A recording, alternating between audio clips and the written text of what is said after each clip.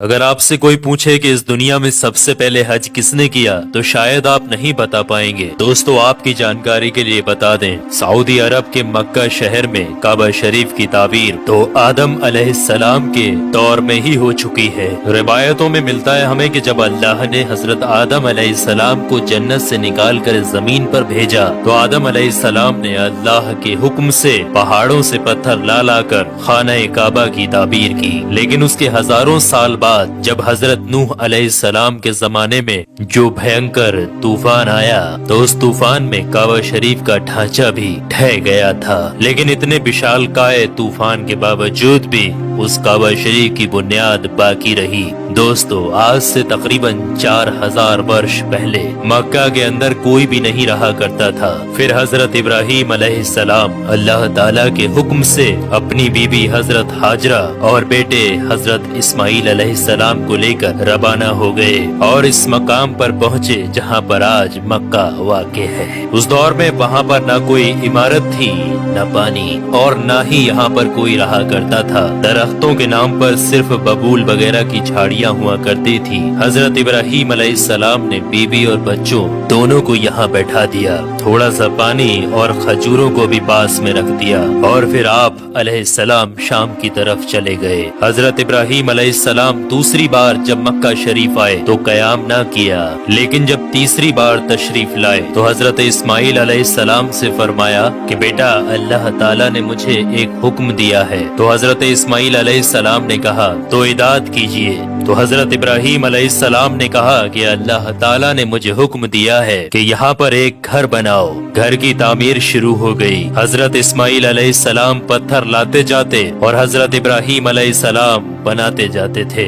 जब तामीर जरा बुलंद हो गई तो हजरत इस्माइल अलैहिस्सलाम एक पत्थर को उठा कर लाए जो कि हजरत इब्राहीम अलैहिस्सलाम उस पर खड़े होकर ताबीर कर रहे थे। यही मकामे इब्राहीम भी है। ये बाप बेटे दीवार को उठाते जाते थे और दुआ करते जाते थे, ऐ परवरदिगार, हमसे कबूल फरमा, तू सुनने और जानने वाला है।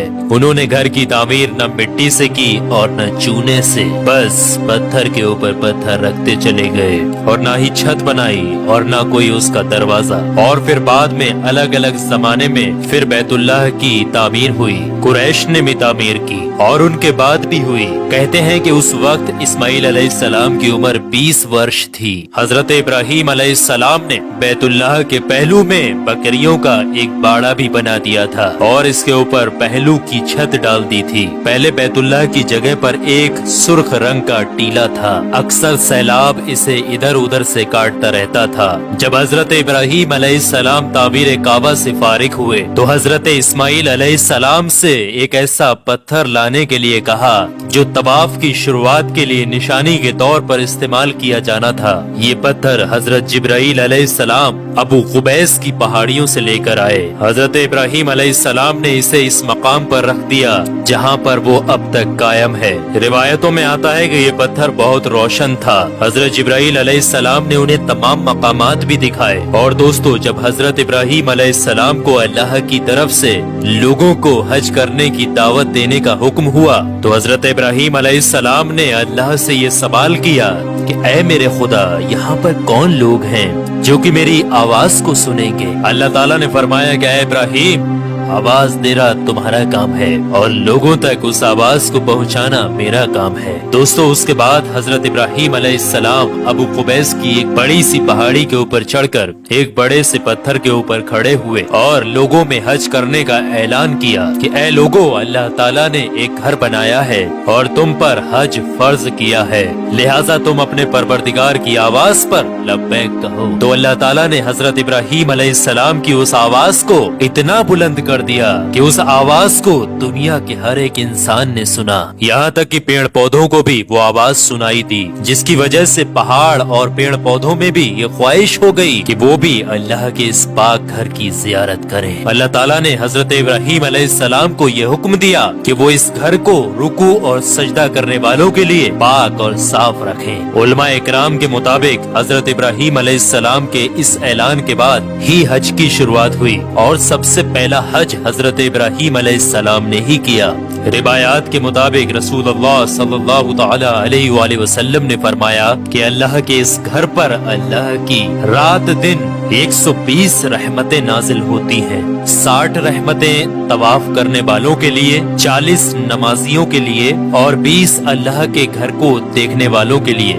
हजरत हसन बिन अदिया फरमाते हैं कि हमने रसूलुल्लाह सल्लल्लाहु तआला अलैहि वसल्लम के इस कौल पर गौर किया। मालूम हुआ कि ये सब रहमतें दर हकीकत तवाफ करने वाले के लिए हैं कि वो तवाफ करता है, नमाज भी पढ़ता है और काबा की तरफ देखता भी है। किसी ने क्या खूब कहा है, खाना काबा में तरह तरह की फजीलतें हैं, घर वाला ही उन्हें जानता है। जो कोई भी यहाँ पर अपनी खताओं से डर कर आया, अल्लाह उसकी हिफाजत करता है। ताहिरुल करबी लिखते हैं कि खाना काबा 11 मरतबा ताबीर हुआ है। हजरत आदम अलैहिस्सलाम ने बनाया, हजरत शीश अलैहिस्सलाम ने ताबीर किया, हजरत इब्राहीम अलैहिस्सलाम ने ताबीर किया, अमालका ने बनाया, जुरहम ने तामीर किया, कसी ने तामीर किया, कुरैश ने बनाया, अब्दुल्ला बिन जुबैर रदियल्लाहु ताला अन्हु ने ताबीर किया, हज्जाज बिन यूसुफ ने बनाया, सुल्तान मुराद ने ताबीर किया जो कि आले उस्मान में से था।